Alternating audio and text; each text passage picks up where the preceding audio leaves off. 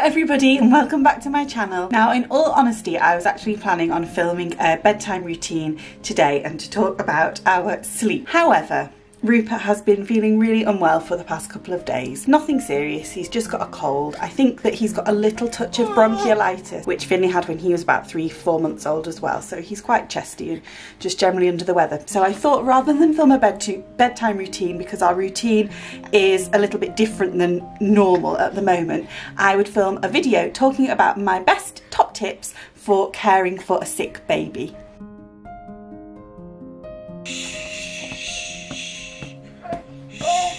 I've just got Rupert down to sleep so I can talk to you a little bit better now. So we all know that when our children are sick, it's really hard, but it's especially hard when babies are sick because they can't tell us what they need or what they want, especially before they reach about that 3-month mark, because there's really not a lot that we can give them in that time. So I've got a few natural hacks and tips for you, things that you can do with your sick baby to make them feel better. And then also I will go on at the end to talk about some of those medicines and things that you can buy from the shops that will help your baby as well once they turn about 3 months. So it's worth knowing about those from when they're a little bit younger so that you can get them in and be prepared. So the first tip I have is, if your baby is congested, put a bowl of hot water in their room, especially when they're sleeping at night time.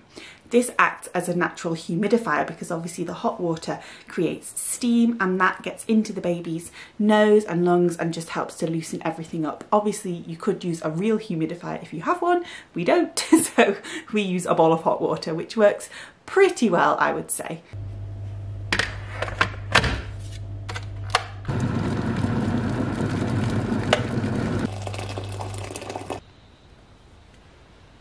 Another thing you can do to create that steam room effect is to go into the bathroom with your baby and turn on the tap. Turn on the hot water or turn on a hot shower and sit in the room with your baby. Sometimes it helps to strip them down because the room can get quite hot when you do this. So I tend to just have them in their nappy and then sit there and have a cuddle, and the hot water and the steam helps to create basically a steam room in your bathroom. Another thing that I like to do with my babies, and you saw before that I had Rupert in the carrier, was to have them in a carrier or a sling and have them close to me. We all know that when we're poorly, sometimes we just want hugs from our mums, and we can't always just sit and take care of the baby, especially if we've got older children like I have. So sometimes you need to let them feel like they've got that feeling of being hugged, but you've got your hands free to do other things. It is worth remembering though that at the end of the day, sometimes we just need to take a step back and give our babies that love and attention that they need when they're feeling poorly. And it's something that certainly I need to remind myself of, because I tend to sit on the sofa and feel guilty that I'm spending time hugging Rupert and not maybe getting on with that big pile of laundry that's sitting there or the pile of dishes by the sink. My husband would think that's hilarious because I never do any washing up. He does all the washing up in our house. Getting out and about and getting some fresh air is a great thing to do if your baby is not very well, because the fresh air and also the sights and sounds of being out and about can work as a brilliant distraction for when they're feeling poorly. So obviously make sure that they're dressed appropriately for the weather, but just getting out and getting some fresh air really does help. If you can't get out for a walk or even out into your garden, then what I like to do is stand by an open door downstairs or by an open window, and then it just lets that fresh air come in and circulate.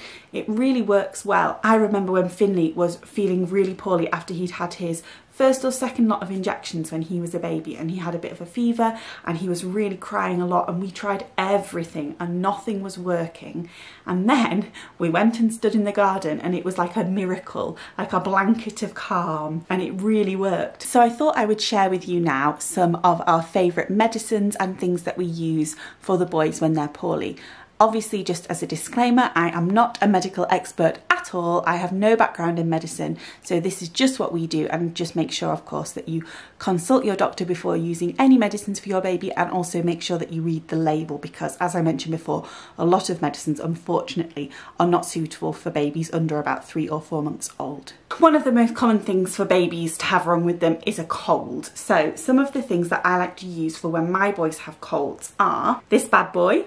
This is what we affectionately call the snot sucker. I'm not sure what its proper name is. The most popular brand for these is the Nosefrida. I think that's more of an American brand. You can get them on Amazon in the UK. This one is just from Boots. So the way this works is that you put this end into your mouth and then this end up your baby's nose. It's got a little filter so that you don't suck up anything. So it's not as gross as it sounds. And believe me, once you've spent a couple of nights with a stuffy baby, you will be grabbing for this. So what I tend to do is put some saline drops into their nose first, and that just helps to loosen everything up. And then I wait for a few minutes and then I use this. So we like to use this. It's called the Snuffle Babe Vapor Rub. Got that kind of menthol smell. Really nice actually. We rub it onto their chests. I also read when Finny was little that it helps to rub it on the soles of their feet. I don't actually know if that does anything, but we do it anyway. Also by Snuffle Babe, but obviously you could use any brand that's safe for babies. This is a vapor oil. This can actually be used from birth, but I tend to not use it until ours are a little bit older. So the idea is that you take the lid off and it's just got a little dropper top there, and then what you do is just put a few drops onto your child's bed, and then the smell and the vapor kind of help to clear their blocked noses. I'm just looking here, and it also says you can add it to a bowl of warm water or to a damp cloth over a radiator. So the tip that I used at the beginning of the video that I talked about with the hot water in a bowl can also be used with this as well. Now to talk about medicines. So the two medicines that we use for our boys are Nurofen and Calpol. These work really well, but we tend not to try and use them too often because obviously that just reduces how effective they are. I do find personally that Nurofen is better with my boys for when they are teething, and we tend to use Calpol if they've got a fever. Something that I was told by a GP that we could do for our boys, but obviously again you need to consult your own doctors first before doing this, is that you can alternate between Nurofen and Calpol, so you don't have to wait the 4 hours between giving each one if your baby is really poorly. So you can give Calpol and then 2 hours later Nurofen, 2 hours later Calpol, and alternate it like that. That's how we do it for our boys if they are very poorly. But please don't take my advice on that before consulting somebody. The time that we tend to use those most often, or we have done up until now, Rupert's 4 months old, Finley's 2.5, the time that we've used them most is for teething. And something else that I really personally like for teething is Dentinox. So this is what it looks like.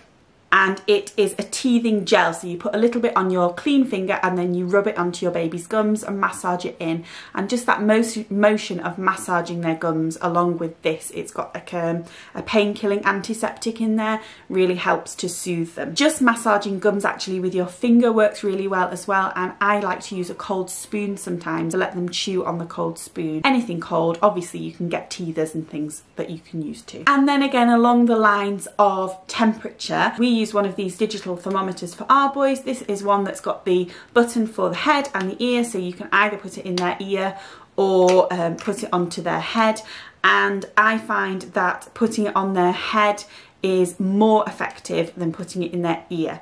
I can't say that I find this thermometer to be 100% accurate. I normally test it on myself first before using it on the boys, just to make sure that it's working okay.